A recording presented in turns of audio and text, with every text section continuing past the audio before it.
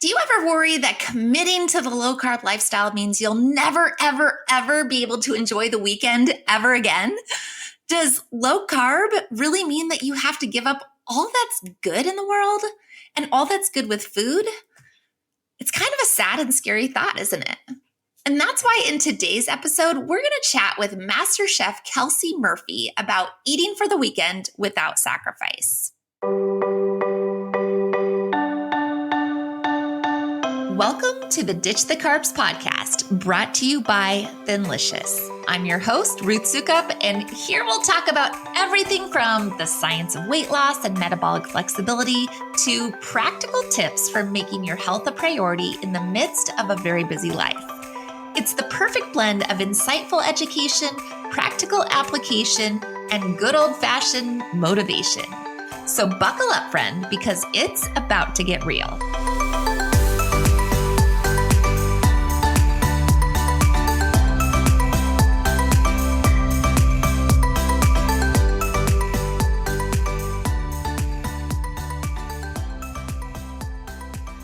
Hey there, and welcome to the Ditch the Carbs podcast. For those of you who don't know me, my name is Ruth Sukup, and I am the founder of Thinlicious and the Thin Adapted System, as well as the New York Times bestselling author of 7 books. And in today's episode, we're going to get a lot more practical and dive into a topic that I think is honestly just as important as all the health and the science that we often focus on. And that is this idea of making the low-carb lifestyle actually work for the way that you live your life. We're going to get to the interview in just a minute, but first, I want to remind you of a couple of important things. First, if you are new to this podcast and you are new to the low-carb lifestyle, then I would love to send you our free starter guide. It's super helpful for understanding just a little bit of the science behind our program, basically how it works and why if you've reached a certain age, it might feel like suddenly your metabolism has just stopped working. So you can get that at thinlicious.com/guide. Once again, it's available for you for free at thinlicious.com/guide. And the second thing that I want to let you know is that if you have been thinking about joining our full program, the Thin Adapted System, which we usually just refer to as TAS or TAS, we will be opening up enrollment in just a couple of weeks on July 24th. And if you are serious about finally getting a handle on your health and on your weight, and if you're ready to have more energy and get your metabolism working again and dramatically reduce inflammation and reverse your insulin resistance and get off all those medications while also avoiding all the wrong things that people do wrong, then there is no better way to do that than by joining TAS. I'm just going to tell you that right now. So mark your calendar for July 24th because that is when the doors are going to open. And if you know you're ready and you know you want in, then don't wait to enroll. Just enroll right away as soon as you get the email because we only open up a small number of spots each quarter and you don't want to miss your chance to get in. Got it? Okay, good. So with that out of the way, I am so excited to be able to introduce you to today's interview guest, Chef Kelsey Murphy, who you may recognize as the winner of MasterChef's Legends Season 11. She has now launched her career by opening Inspo by Chef Kelsey Murphy in Indianapolis. So if you're in Indianapolis, you got to go check that out because it sounds pretty awesome. There's also a second location inside Lucas Oil Stadium, which is the home to the Indianapolis Colts. So if you like football and you want to go there, but she's also, Kelsey is well known for food that tends to be ingredient focused, which really allows the freshness and color to shine through in her plates. But she's not only a chef, she is also a mom of 3. She is a former physical therapist and a fitness and wellness enthusiast. And she has a brand new cookbook that's just out called Kitchen Confidence. Basically, she loves teaching other women that you can achieve both wellness and enjoyment in your food, which is exactly what we're going to be diving into today. And so without further ado, here is my interview with Chef Kelsey Murphy. Kelsey, you are amazing. That's an amazing bio. That's like, I don't know. I just hearing it, I'm like, wow, this sounds I know, so right? Cool. I don't get to hear it often. So sometimes I'm like, oh, I've had a pretty good year. All right. Well, thank you so much for being here. It's great to be able to chat with you today. And I'm just so excited to have you. Thank you. Thank you so much for having me. I am super passionate about this topic, more so in my personal life, even more so than my chef life, because I am a female in my late 30s and a mom of 3. And I feel like we all struggle with that same thing when we kind of like hit this age and have these busy lifestyles and kids running around. And it's really, our bodies are changing and it's really hard to focus on us sometimes. And it can be daunting. It can be really scary of how do we achieve goals like we did when we were in our 20s. It's just not the same. And so true. Even more so than my chef world, when I just create everything, because I'm creating food for all people on different nutritional values and diets and all those things. But these are more of my values of how I eat and live myself. So I just really connect with this audience. And it's something, again, like I'm super passionate about and how I live each day myself. I love that. I love that. So how has that connected to your career as a chef? Like, how do you bring in your own philosophies about what is healthy, what's not healthy, and bring that into your food and how you cook for other people?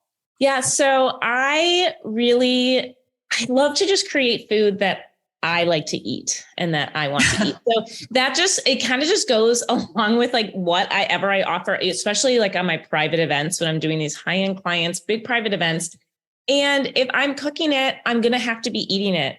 And so I really focus on food that I will deem healthy and appropriate for my lifestyle, but that I'm never sacrificing flavor or high-end quality. And I think that's kind of the misconception so many people have, is that if you're following a certain diet, whether it's keto or just low carb or anything like that, that you're sacrificing something. And it's all about the mindset. We've been so ingrained in our culture to think that because we're eating in a certain way that we're sacrificing things. And that's not the case at all. It's just our mindset of how we've been like trained to think about it. And I've just switched my mindset of saying, I'm not sacrificing anything. I'm given this opportunity to eat these delicious things that are also so good for myself and my body. And it's a win-win. Like, I now feel like if I eat other things that I'm like, oh, like I'm not doing myself justice, and they're not as delicious. Like, right. Yeah. So I so much of this goes into mindset, and I have a huge, just like I don't even know how to put it, but all of my focus when it goes to cooking like this, or when people ask me my philosophy for my food, it's all about the mindset, and how I look at it. I think about that even in my daily life, that things that I thought like, oh, are boring or things I wouldn't enjoy. Well, they're only things that you think are like that because you're saying that. You're actually out loud saying, I don't enjoy this, or this is a chore, or I don't enjoy this food because I wish I could have these French fries instead. Like, if you just put it as this is an experience, and make the cooking experience, make the going to the grocery store to pick out the food an experience. Call it whatever you have, call it like gather day, and go get a coffee with it. And like, just make it an experience, and it becomes something that you love to do. And it shows in your food. It shows in your enjoyment of it. It'll show up in the way you then exercise and the way you eat. And just, it becomes your lifestyle. So. Yeah. I love that. Actually, I think like 100% agree with you about the way that you eat, like thinking, I don't have to eat this. I get to eat this. Like, look at this amazing stuff that I get to eat, and really changing your way. But I've never thought to change my mindset about grocery shopping and call it gather day. Like that is like gold. My gathering day. That was a gold nugget right there. Yes. It's my gathering day. And I make it like an event for myself. And I don't know. It has changed like my approach to everything, because then I literally go home and I find I get all the things out that I found at the grocery store, and it gets me excited for the week and excited for the things that I'm going to make for myself and my kids, or my clients. And I don't know. It just switches the mindset. So you just don't, and eventually your brain just clicks, eventually the more you tell yourself that, then your brain just believes it. And then you put yourself into a position, you just automatically make food. You automatically choose food at restaurants that align with those goals. You see other things on the menu that you used to think like, oh, I wish I could have that. And you no longer even look at them. You're like, oh, I don't want that. Like that would never be something I would choose. Right.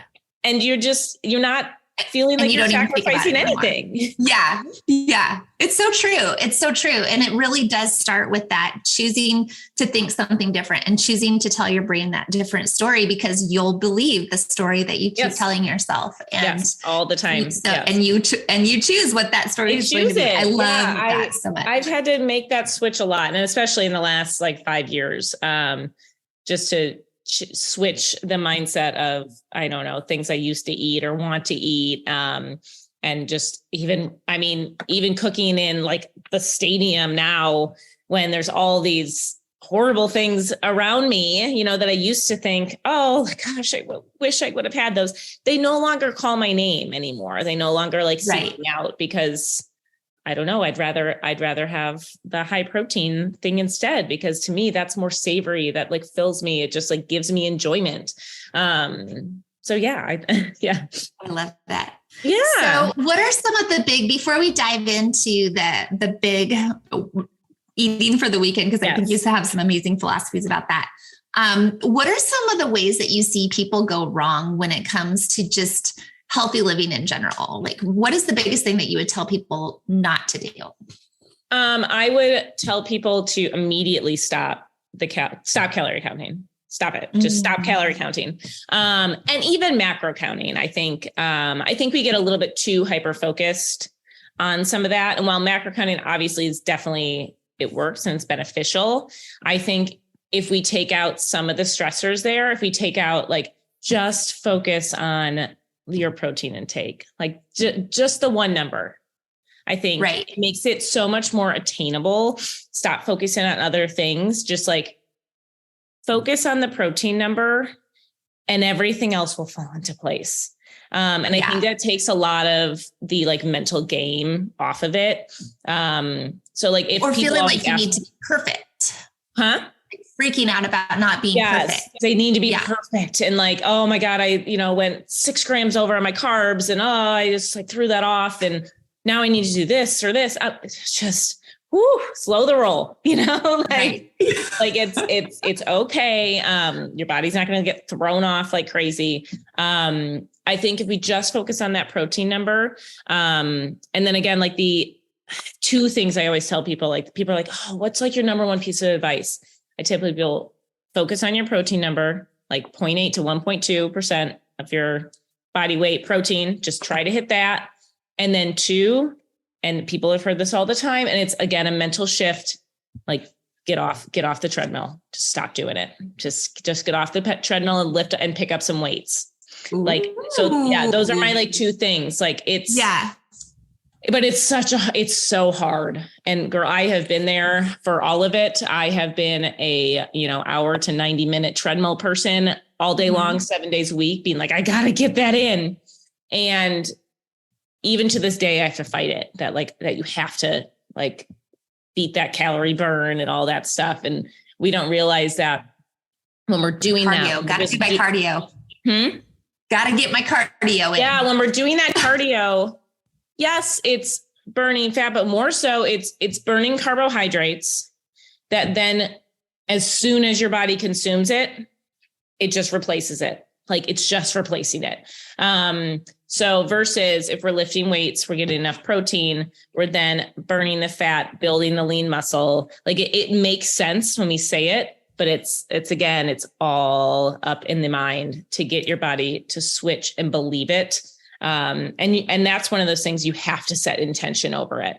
You just have to say no, I will give this a shot. I will give this 4 weeks and go for it and see how you do. And again, that doesn't mean you have to give up carbs. It doesn't mean you have to give up cardio.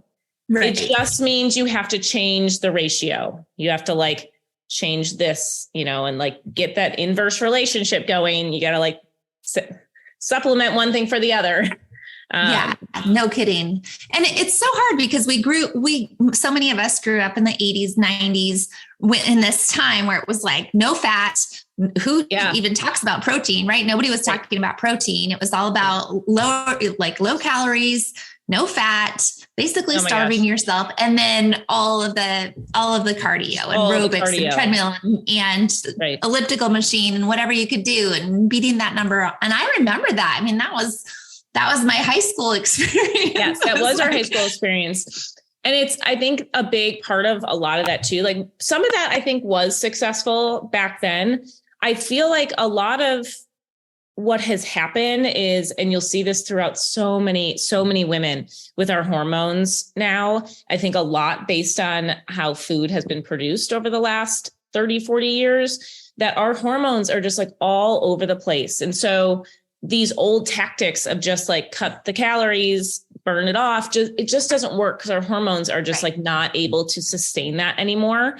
And so we have to do a different tactic. We have to look deeper into it. And we really eating that way with the high protein, decreasing the carbohydrates really focuses on cleaner eating. And it helps balance those hormones out so our bodies can function at their maximal level.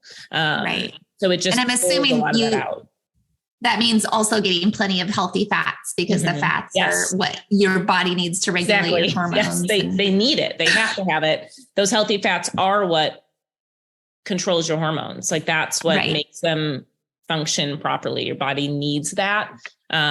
Eating whole, never buying something that's low fat or fat taken out of it. Never, ever. Just never. Ever again. Never. Look at the label. I mean, I think people also, they just don't read the labels to know that fat is then replaced with sugar. And most people know they know if you're picking between one or the other, like if you are trying to live healthy, they understand that sugar is bad. Like everyone knows sugar is worse than fat, but people they don't know that in a low fat thing, it's replaced with sugar. It's replaced with sugar. So they just don't know that. And they think like, oh, well, I'm losing some of the fat. No, you're adding sugar. So skim milk is not better than full fat milk, guys. Skim milk is not great. No, it's not. Full fat milk. Yeah, get the full fat. It has so many more nutrients in it. So many more things that are better for your body to allow it to function optimally. So I love that. Sorry, we're probably going down a rabbit hole on all this. let's dive in. Let's make sure we have enough time. Let's talk about how to eat for the weekend without the sacrifice. What do you mean by that? And what are your best tips for balancing healthy eating with just living your life? I want to tell us all about it. Yeah. So I feel like people who are living a low carb lifestyle, I think they already understand, the promise. Most of our listeners here are already understanding the need for protein. They already understand on a day-to-day basis, like during the week, how to do that. But then we get to the weekend and then we want the things most of us want, some wine or some beer or some of the alcohol to consume, myself included. And some of us want to enjoy a sweet or two, or just have the freedom to go to the restaurant and order whatever we want. And so to that, I say, always enjoy the things. So I tell everybody, give yourself the free rein, do not limit. Like if you are going out to dinner, if you are at home and you're going to have like a special wine night with your husband, or you want those cocktails, just do it. Like, don't even think about it. Don't limit those. I mean, to a certain extent, unless you're driving, don't drink and drive. Don't do that, but don't allow yourself the 2 glasses of wine, and don't even think about their carbohydrates. Don't even think about the sugar. Don't think about it. Just take it out of your mind, because I consider those are the uncontrollables. I just take it. I'm like, that's uncontrollable. Cause I just say that is my one thing. It gives me a mental break. It allows me the ability to just like, let it go. I can't control it. It is what it is. And then I go into my meals for the day that I have control over. So the meals I'm making at home, and that's where I make my adjustments. And so like for us even, so that's where I make my adjustments. So even like for me at home, like weekends, like we always do a big brunch, like big brunch. But you know what, for me as a low carb eater, as I try to follow keto as much as possible, brunch is an awesome opportunity to like glutton it up, but like without the gluten, you can go like hog wild on brunch with all the carbs, all the good fats, or all the protein, all the good fats, without sacrificing any of that like yummy, unctuous, like that feeling. And so like when I hit my brunch, when I hit my breakfast, when I hit my lunch, I always hit a workout on the weekends. Like those are my days where I don't give up the workout. So like a lot of people are like, oh, I'll rest on the weekends. No, hit that workout, because again, that makes that sacrifice at night of I'm going to enjoy the wine, I'm going to enjoy the food. It makes all of that seem less of a give, like your body's like able to balance a lot more. Yes, you find balance. And again, I think a lot of this is always about giving ourselves grace for it. We get so hyped up on it. And that one meal, that those 2 glasses of wine they're never going to throw your body off course enough to make any sort of noticeable differences. Like it's just not going to happen. And it's about playing the mind games with ourselves to be okay with it. Right. Again, we keep coming back to this mental thing. We keep coming back to it over and over and over again.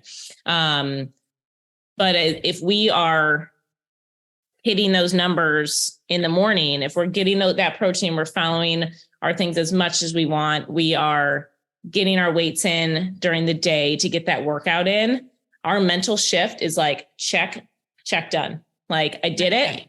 And now I'm going to enjoy. And you know what? Monday will come around and then, we'll get back on the roll. So it's not, you're not saying like, let me just paraphrase to make sure I understand what you're saying. You're not saying like, okay, be good all week and then weekends, woohoo, just like go crazy and don't think about anything. It's more like be good all week, be mostly good on the weekends. But when it comes to enjoying yourself, like really enjoy yourself, do the right things during the other parts during the weekends so that you can go out for dinner and enjoy yourself, or have those glasses of wine and really enjoy yourself and not feel guilty about it. Exactly. Knowing that overall, like your healthy lifestyle it's a journey. It's a marathon. It's never based on one meal and one slip up or one thing. So if you are going to have that time where you want to just enjoy yourself, then do it wholeheartedly and not play the mind games. Did I say it correctly? Exactly. You said that much better and much more eloquently than I did. Yes. You should never go into an evening where you're wanting to enjoy yourself, where you're making memories, where you're letting yourself be without your children and you're doing something, and you should never feel guilt behind that ever. It should never be a sacrifice of feeling guilt. Oh, I shouldn't be eating this, or I shouldn't be drinking this. I'm going to pay for this tomorrow. No. Like we got to stop that, because you have put in the work, you have put in the lifestyle change already, and we're not changing that. Like I don't believe in Monday through Friday, we are sticklers. We stick with it. And then Saturday, Sunday, it's just like a free for all. No, you're still living your lifestyle.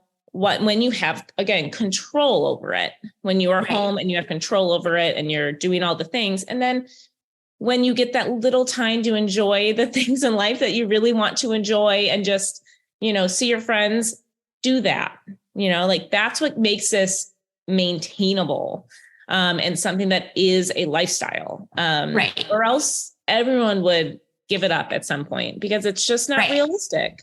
Right.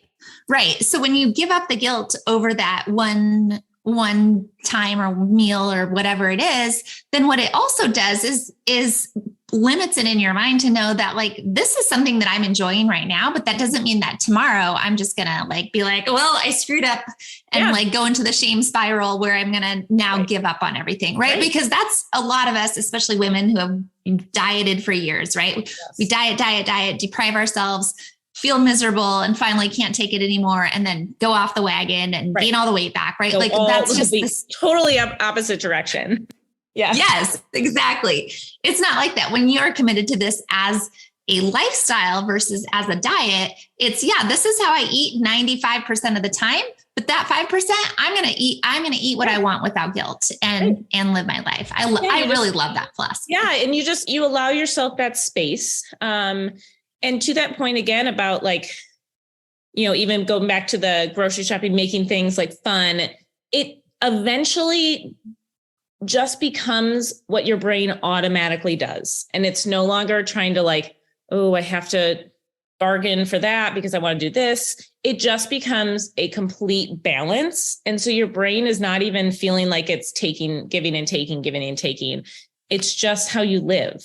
And you never feel like you're doing something different. It just is how you live. Like even now, it's like even now when I'm making food at home, for my kids and my husband, like they want to eat all the carbs and all the pancakes and, the bagel sandwiches and stuff like that. And like I just automatically make I'm just making something else for me. And I never feel like I'm missing out on something because it's just now part of my lifestyle.